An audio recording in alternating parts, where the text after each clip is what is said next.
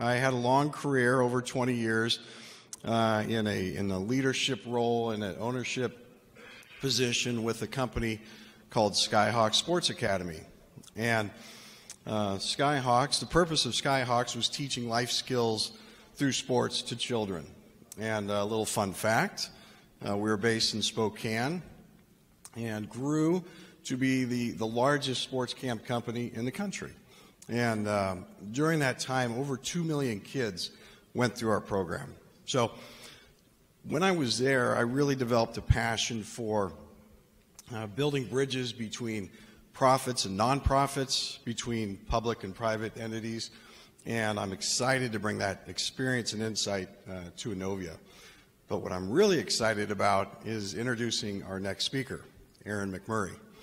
And Erin is he's a long-time Inland Northwest resident, having earned his undergraduate degree at Whitworth.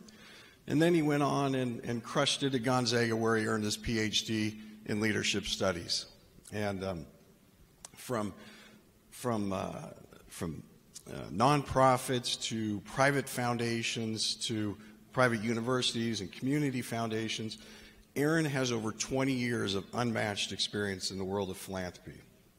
And during that time, he also has managed to squeeze in teaching leadership studies at both Whitworth and Gonzaga. I've had the opportunity to attend several presentations with Erin, and I can tell you without fail, whether he's talking for 5 minutes or 30 minutes, the audience comes away impacted. His passion for philanthropy is contagious. And I guarantee today he will inspire you to go back and ignite generosity in your communities. So, without further ado, let's welcome Innovia's Chief Strategy Officer, Dr. Erin McMurray.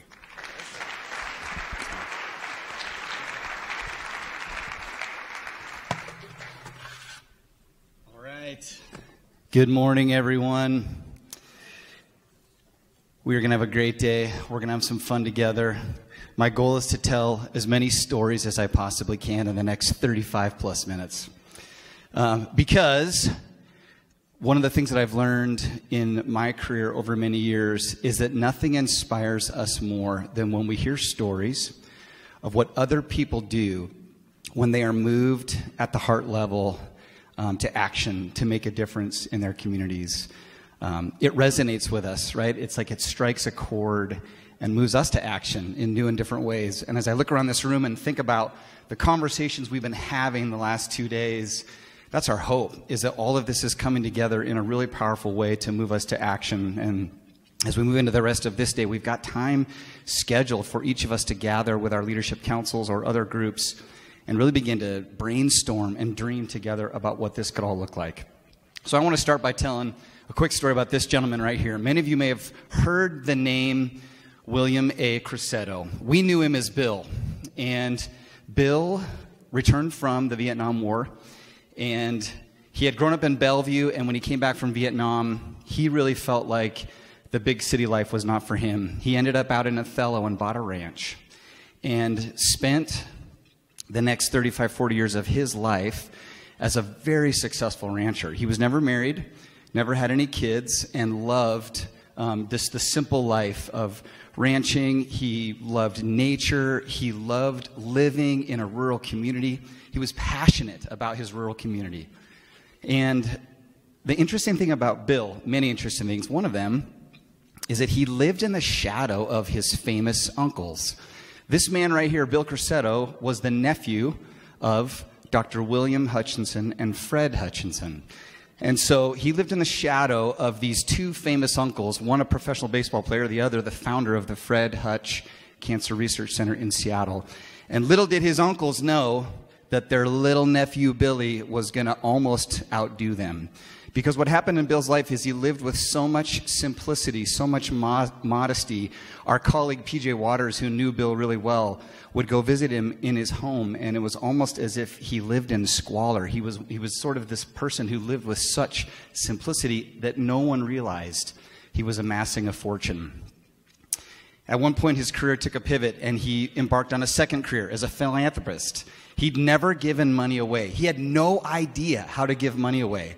PJ tells this great story. Getting Bill to make his first $250 grant was painful, and meanwhile, he had amassed a fortune of over $10 million. But as he embarked on it, just like his ranching career, he went all in. And those three areas on the board, are what Bill became so deeply passionate about. Rural residents. What could it look like for people who were born and raised and lived in rural communities to be able to stay there and to flourish in their communities?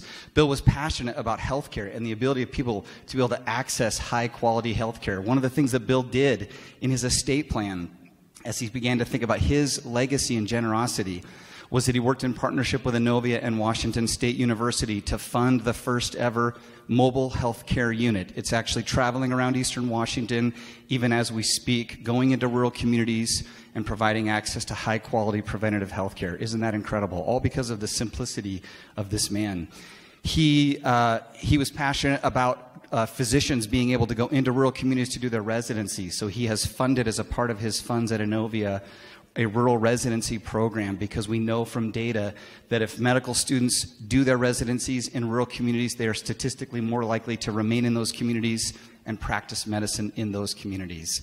Isn't that amazing? And these stories like those of Bill, are what move us in the work that we do at Innovia. And we want to continue to remind you throughout the 2 days about the counties that we serve in Eastern Washington and North Idaho. And the reason we want to do that is because as a place-based community foundation, we are passionate about that map. I have spent so many days in my little 2006 Toyota Corolla driving to communities all over that beautiful footprint right there. And as I do that, I'm inspired by people like Bill and his generosity and the legacy that he's created. I'm inspired by the 3 women that Shelley talked about yesterday, our founders, 3 visionary women who started with $15,000, but they believe that something powerful happens when you take charitable assets and invest them and endow them, and the way that that creates a permanency and an impact in communities for generations to come. But I put that map up there because I've been having a really interesting experience, and I think all of us have at Innovia. We travel into our communities, and as you know, and we've talked about it throughout these last 2 days, so many of the communities in our region are rural. So many of the communities in our region face really daunting challenges. And as a person representing a foundation, it can be easy in a rural community for people who know their communities and know those challenges to say, well, that's great what you all are talking about, and I'm so glad you've got these great visions, but there's no wealth here in fill in the blank. Rosalia, Orofino, Cottonwood, Grangewood, Hunters, Republic, right? We hear this as we travel. A mentality, perhaps a scarcity, a hopelessness, that there isn't money and wealth to solve the issues that we face in our community. And so we began to ask ourselves, is that really true? And I think we all know in this room, it's not true, right? Our mission is to ignite generosity that transforms lives and communities. But if you're going to ignite generosity, people need to understand how much wealth truly is there in their communities. I think we need to understand at a deeper level the way that that wealth is held. And I think we need to understand at a heart level the way that human beings make decisions about when they give, how they give, and what motivates them to give in the first place. And so this is part of what has been inspiring us and motivating our work. So in October of 2018, I went to Las Vegas for a conference. I went with a colleague. It was a 3-day conference for people who specialize in planned giving and estate planning work. And they committed the ultimate conference planning mistake. They put the very best speaker on the last day at the very last session over lunch. And about 3/4 of the East Coast folks had left the conference and got on flights to fly back to the East Coast. And I sat right up front as this guy got up front, and for the next hour, it was like an hour-long mic drop. It was one of the most incredible presentations I've ever heard, and this is him. He's my hero. I have a man crush. His name is Russell James. He has a PhD in like philanthropy. I don't even know they gave those out, but I want one. He teaches at Texas Tech University, and for 40 years he has been researching what motivates people to be generous. And Russell James got up front at this conference and he said, folks, I'm going to nerd out because something incredible just happened for me and my research team. For the first time in our research history, my team got our hands on 1 million nonprofit 990s in digital format. And I was like, wow, dude, this is going to be really boring. What would you do with 1 million nonprofit 990s? And then he went on to explain why this was so significant, because his team had been speaking for years about what motivated people to be generous, about how we understand the way that Americans hold their wealth and what motivates them to give. And Russell James said something that stuck with me. He said, did you know that less than 5% of American wealth is held in cash, or what we would call like highly liquid assets? That means, for all you math majors, over 95% of American wealth is held in highly appreciated assets. Things like appreciated stocks and securities, closely held businesses, life insurance policies, production agricultural land, timber land, rental properties. These are the kinds of assets that people build and accumulate wealth in, and they tend to do it in a very localized way in their community. But as fundraisers and nonprofit leaders, how many times have you been to a fundraising event in the last year where they got up front and they talked about giving gifts of highly appreciated assets? I've been to over 100 nonprofits, and from banquets to fundraisers to paddle raises to monthly giving, all of the ways that we do fundraising in the nonprofit sector is focused on gifts of cash. So this was a moment for me. I was like, there is something here. And as a community foundation that's passionate about helping communities and coming alongside nonprofit leaders, we need to do something about this. Well, then Russell James went on. And he said, here's what we learned when we nerded out over 1 million digital nonprofit 990s. For the first time, able to pull all that data up and run models against it and test the hypotheses that they had been building. Look at what they found. Over a 5-year period, nonprofits that focused their fundraising exclusively on gifts of cash saw an 11% growth rate over a 5-year period. Nonprofits that focused any of their fundraising efforts on gifts of highly appreciated securities or stocks grew by 66% over that same time period. Isn't that incredible? So we fly back to Spokane, come back to my office. Sitting on my desk, we route periodicals and journals, and we route a journal called the Chronicle of Philanthropy. It's a great one. Sitting on my desk was this edition of the Chronicle of Philanthropy. That pops, doesn't it? 9 trillion and counting. That is the estimate of the wealth that will transfer in the United States in the next 10 years. Now, back to our local communities, we often say, well, that's great, but there's no money here. And so we read this article and we read examples of national nonprofits that have shifted their focus exclusively to fundraising in highly appreciated assets.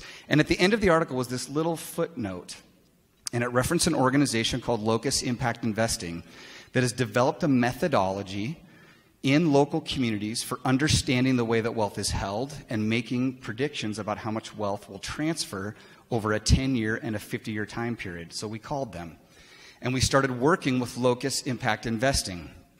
We wanted to understand, how is wealth held in our region? How is wealth held in these beautiful, rugged communities where there's a narrative that there is no wealth?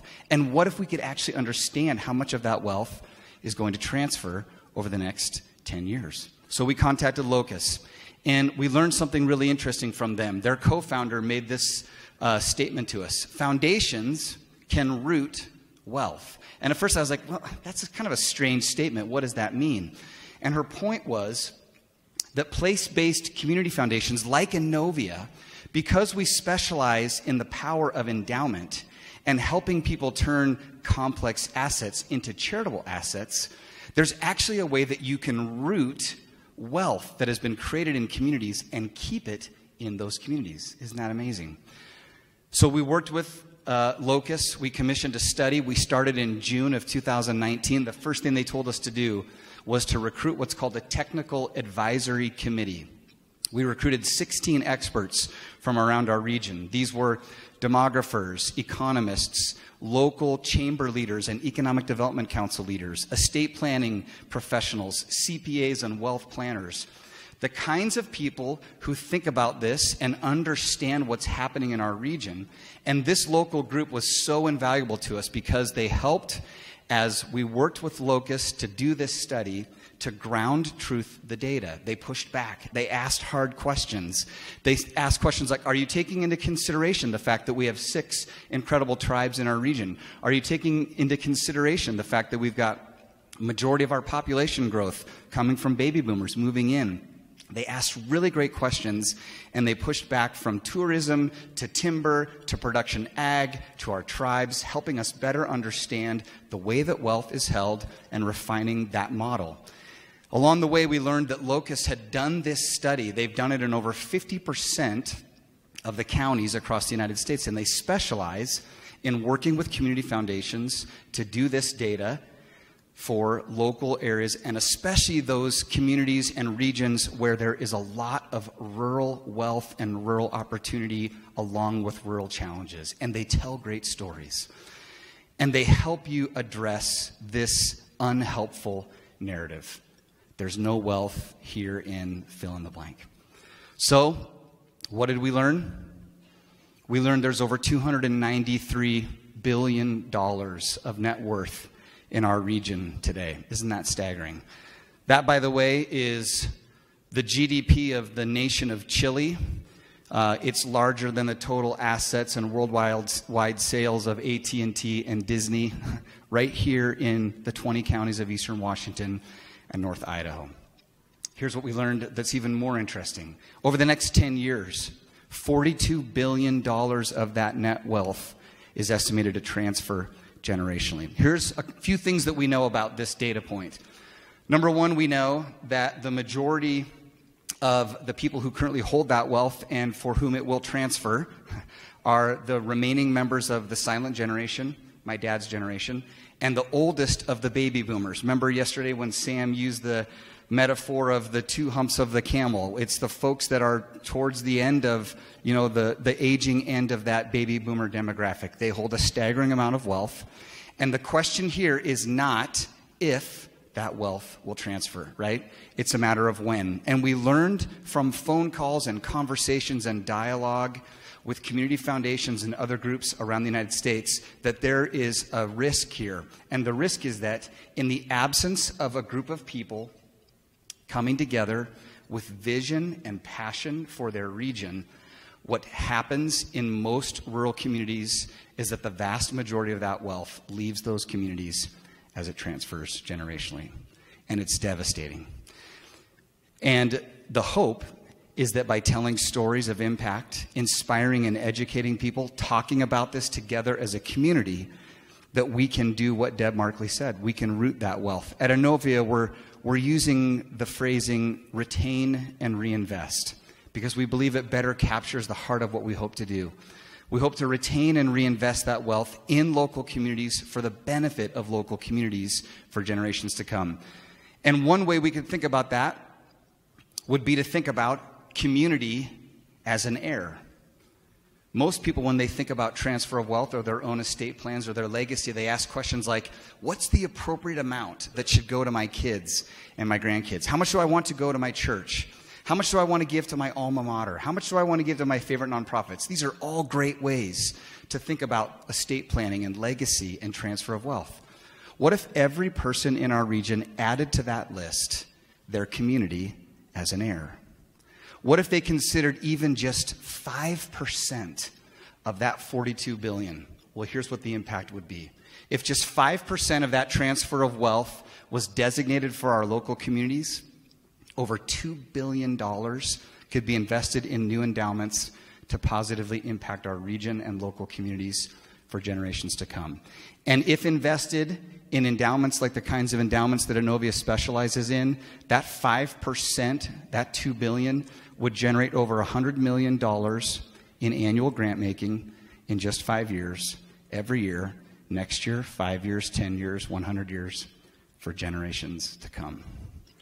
To put that in context, Innovia Foundation gave away $7 million last year.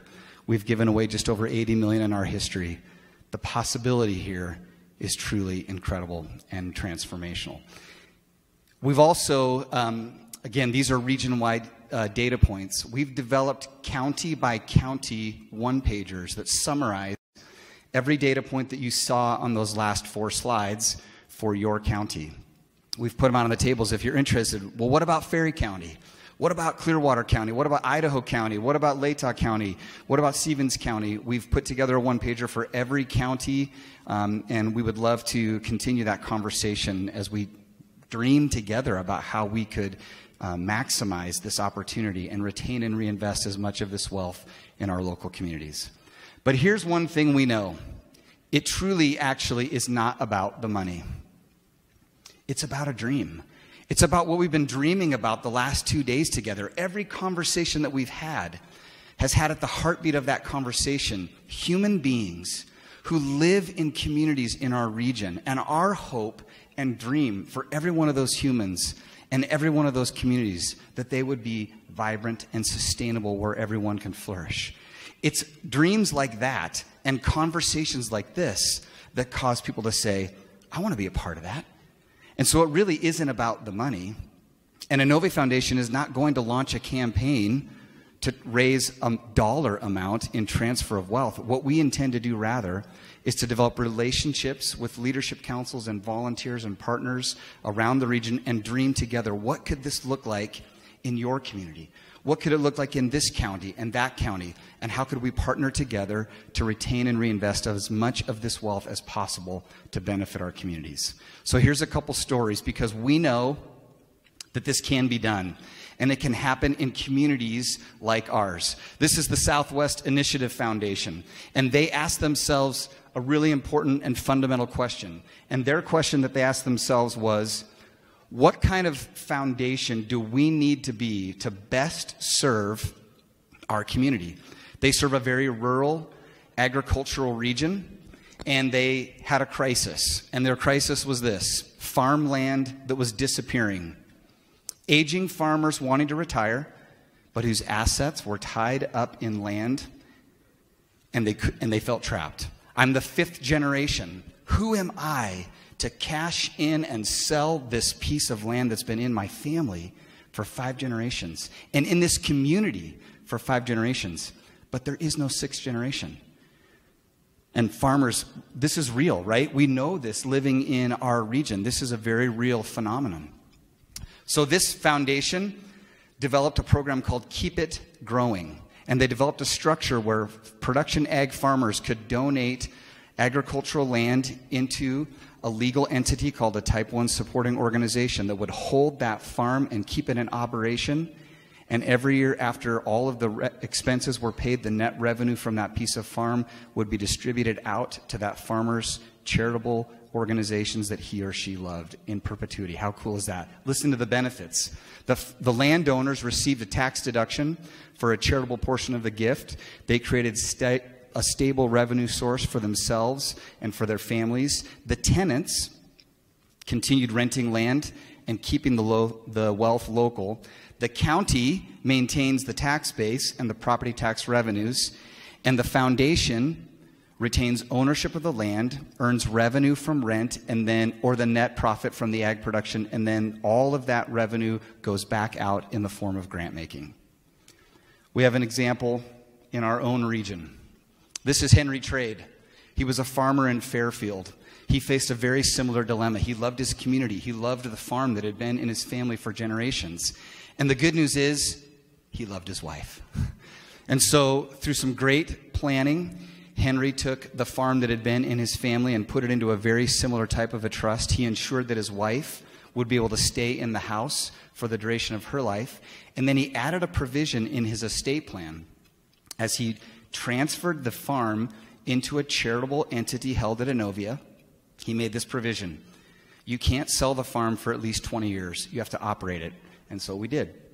Every year after all the expenses had been paid, we distributed dollars out in the form of grants to Henry's 12 favorite nonprofits. After 20 years, the farm was sold, and now the assets from the sale of the farm have been invested in our endowment, and now it will increase the amount that those same nonprofits will receive annually in perpetuity, all because of the incredible planning and thoughtfulness and legacy of Henry Trade. This is the Shickley Community Foundation. Shickley, Nebraska, population 341, a thriving metropolis in my book, and an incredibly beautiful place, and a community with amazing leaders and visionary people. But they faced many of the challenges that communities in our region face. With 341 people, they were seeing young people graduate and leave and never return. They were facing a jobs crisis. And so they conducted, as a part of the work of the Nebraska Community Foundation, their own transfer of wealth study. And they set a 5% goal. To do that, they created what they called the Longhorn Club. And they asked every young family in the community if they would consider contributing $25 every month to an unrestricted community endowment. After 11 years, 37 young families now belong. And their transfer of wealth, because they talked about this and they dreamed a big dream for their community, their transfer of wealth has been over $2 million in assets that are now held in that community endowment for their community. And they have another $2 million in estate bequests that are headed their way as that wealth transfers. And now they're able to ask a totally different set of questions. What does our community need? What are the greatest barriers to this becoming a vibrant and sustainable community where everyone can thrive?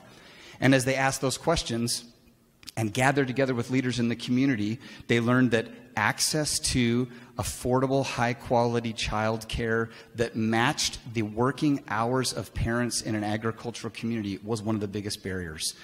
And with an endowment, and with the power of that grant making, the Community Foundation, the Shickley Community Foundation, was able to broker conversations and relationships, identify a dilapidated building across the street from the school. They leveraged county and state funding, and they now have turned that building into a high-quality child care center with hours that match the needs of working parents. Isn't that cool? We told a bit of the story of Margot Galbraith yesterday. She was born and raised in the center of the universe, as it turns out, Wallace, Idaho. And we talked about her dad, Judge Featherstone. And Judge Featherstone was one of the founders of the Lucky Friday Mine. Well, Margaret, when she grew up, moved to Spokane. And she spent her entire career as a bookkeeper in downtown Spokane. She managed the estate from her family with great care and wisdom, and she grew it. And again, through incredible planning, Margaret worked with the Innovia Foundation to establish a fund that benefits the 5 counties of North Idaho. And she was this incredibly astute and wise person. And she said, I don't want someone from downtown Spokane telling North Idaho communities what they need. And so it's because of the wisdom of Margot Galbraith that we have the North Idaho Partnership Council. It's a group of local volunteers who work together to identify the greatest needs and opportunities, and they have the privilege of advising the grants that go out every year from Margaret's fund. Again, my point here in this is it can be done as we work together and as we inspire people and talk about this, and it can be done in a way that benefits local communities. Last story, I love this one. This is the Holt Economic Development Organization, and Holt Economic Development Organization is in Holt, Nebraska. They have a population of 10,400. This is one of those communities that peaked in the 1920s. They're about 100 miles away from any major freeway or any major metropolitan area, and they face many of the same challenges that we hear our rural communities face in the inland Northwest. They had an impetus for change, and they launched a county-wide leadership program focused on attracting young people back into the community. And they were the first county-wide economic development organization that focused on entrepreneurial development. And they started to bring together young people with training and inspiration and resources to launch new businesses. Well, then something really interesting happened. They caught the attention of Rudy Ellis. Rudy Ellis was a bachelor farmer. He had been born and raised in Holt County. He had no history of charitable giving. And frankly, he was a pessimist. He was that guy who sat in the coffee shop and said, there's no future for Holt County. And then he started paying attention and seeing what was happening with the Holt County Economic Development Organization. He ended up including them in his estate for $2 million and established an endowment to fund their work. And 10 years later, they've launched 145 new businesses, 44 expansions. They've been a part of 29 business successions. This is huge, by the way. We don't have the time to talk about this, but it doesn't do any good to do all of this work if businesses are closing all around our region because there aren't good succession plans. I'm seeing nods from our Chamber of Commerce leaders. And they started 450 new jobs and have seen 475 families move back into the community.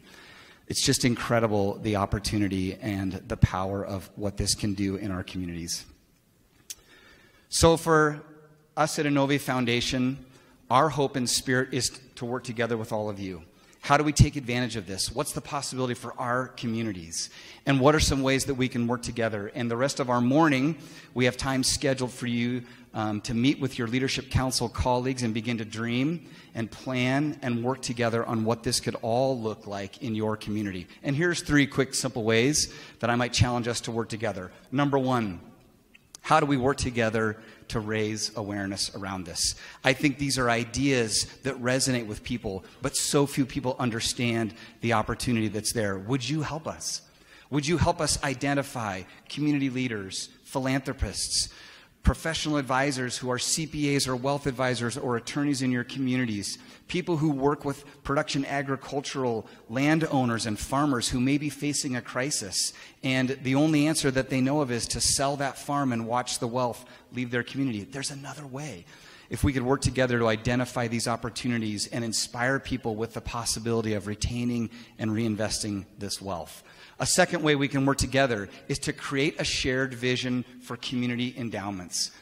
Our team at Innovia has been dreaming. We've been dreaming dreams like these stories that I told. What if every county in our region had an unrestricted multi-million-dollar endowment that generated revenue every year for leadership councils and community leaders to say, what could we do this year? What incredible challenge or opportunity could we take advantage of and make a difference for our communities? And we'd inspire you to join us and invite you to help us think that through. What could that look like in your community?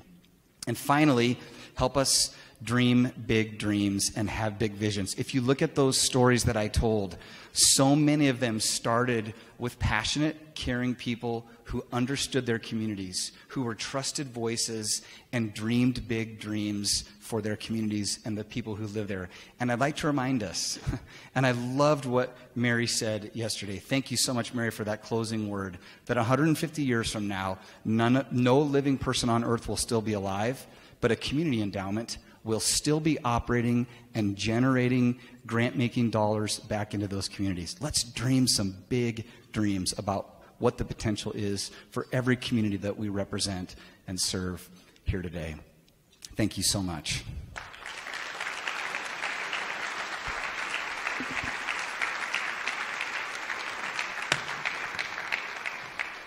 Is this on? Yes. Isn't Erin incredible? We are so privileged to have him as part of our team. Thank you, Erin.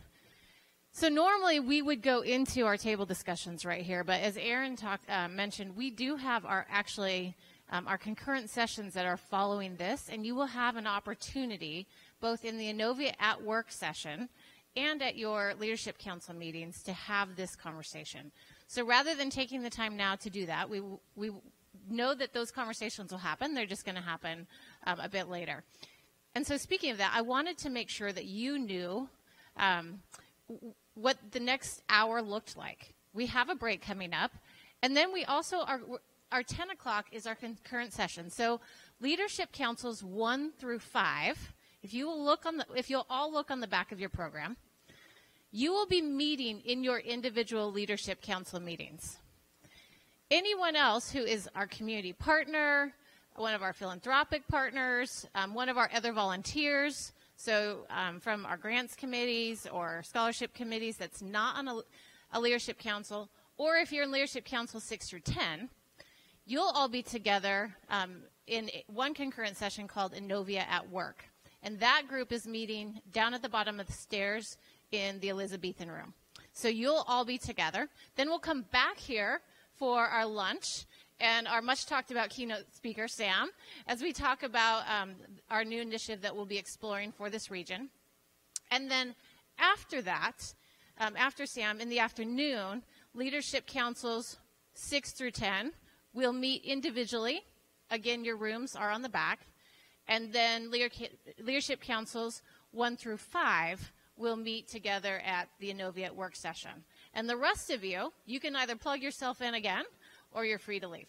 So that's kind of how the rest of our time together today is going to go. Any questions or anything I'm forgetting?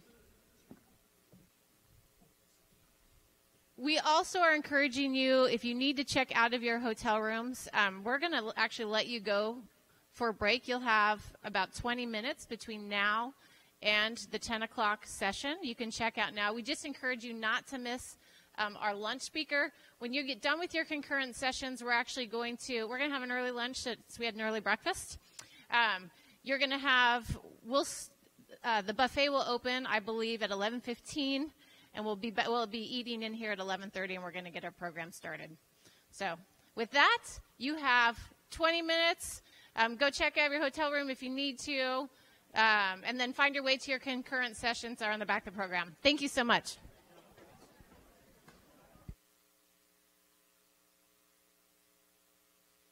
Started in just 2 minutes.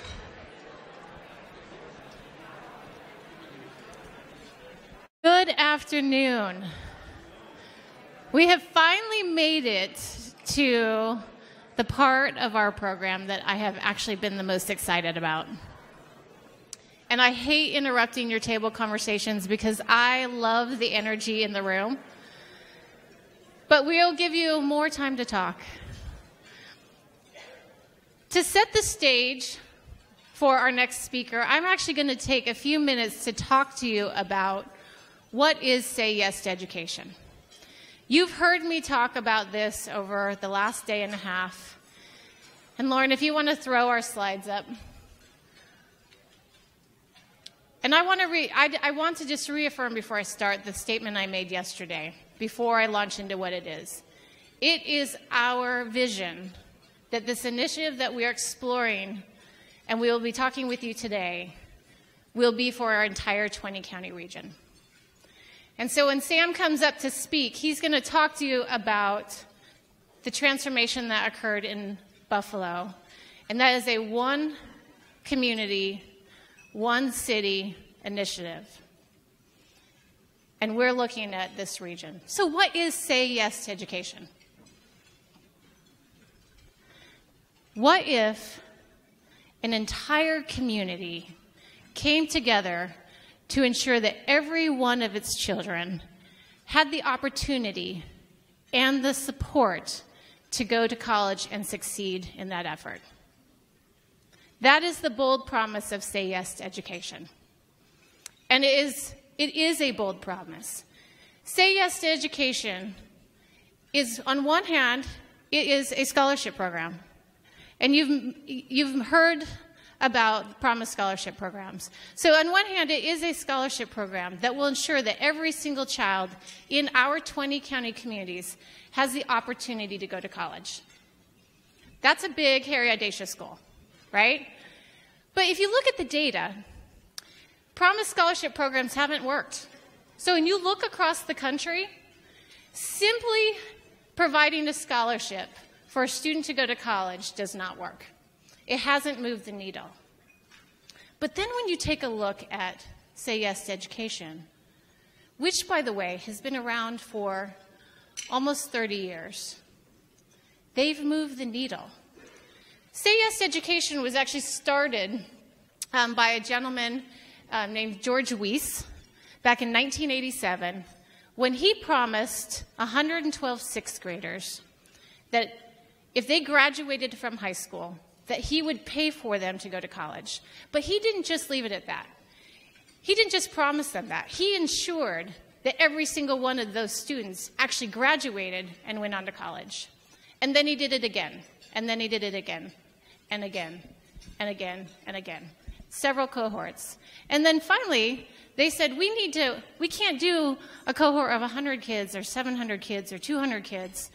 Like, that's just not enough students. We need to figure out how to go bigger. And so their first community was Syracuse, New York. And they launched, and Donnie from Say Yes to Education National is here to keep me honest, in 2008 in Syracuse. And then they launched in 2012 in Buffalo. And then they launched in Guilford County, North Carolina, which is where Donnie is from, before he went to Say Yes National.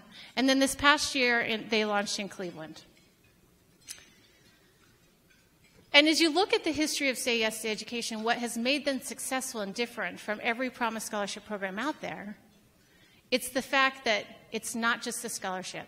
Say Yes to Education understands that in order for that child to actually be successful, we need to be able to provide the academic and non-academic supports to help those students not only complete high school, but go on and be successful in their post-secondary education. That is the bold promise of Say Yes to Education, and that is what we are looking and exploring and bringing to our region. That's what I just talked about. We'll go to the next one. The thing to note here is that this is not about, and I'm going to actually go back to Doug Griffiths yesterday when he says we have to be thinking about education differently, right?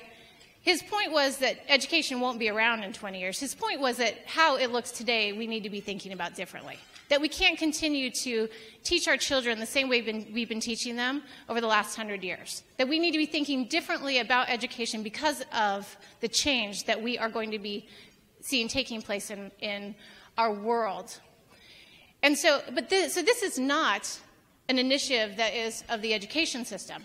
We are not looking at our school districts and our superintendents and saying, you have to make sure that each of these children are successful, and here's the scholarship. That's not the way it works. It is actually an entire community coming together to ensure that every single one of our children has this opportunity. Can you imagine the impact on our region economically, when you look at crime, when you look at health? Can you imagine the impact on our entire region if every single child has the opportunity and the support to go to college? You are suddenly changing the conversation. How many children in your communities don't even want to talk about college because it's not an option for them, right? There's no hope. But when you can change an entire culture, when you can change the culture of a region because you just took the barriers off the table, you just removed that big barrier that says that it's only for those who can afford it. I often get asked, well, where's the buy-in then? What if you just give it? You can't just give education. This is a tuition-only model, and it's a last dollar scholarship model.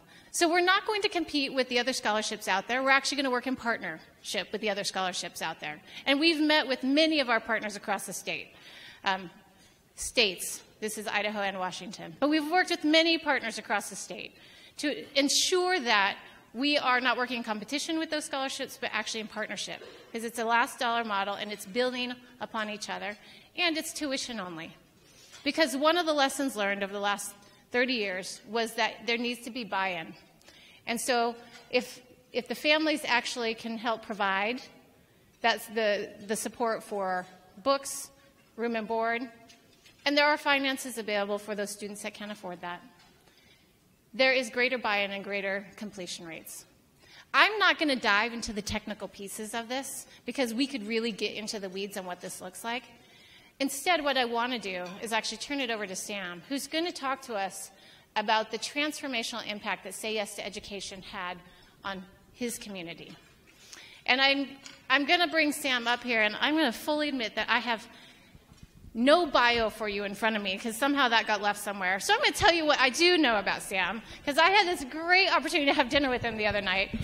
And I've also heard this story several times from Donnie and Jean, is that when Say Yes to Education arrived in Buffalo, Sam was actually boycotting the schools. Because, and he's going to talk about the challenges, but their schools had many challenges. And he wanted to ensure that the schools are actually a better place for students to learn, and he did not believe that Say Yes to Education was going to be the solution to that. He is now their biggest advocate. And he's going to come here and talk to you about the transformational impact that Say Yes had on our region. Please help me in welcoming Sam Radford.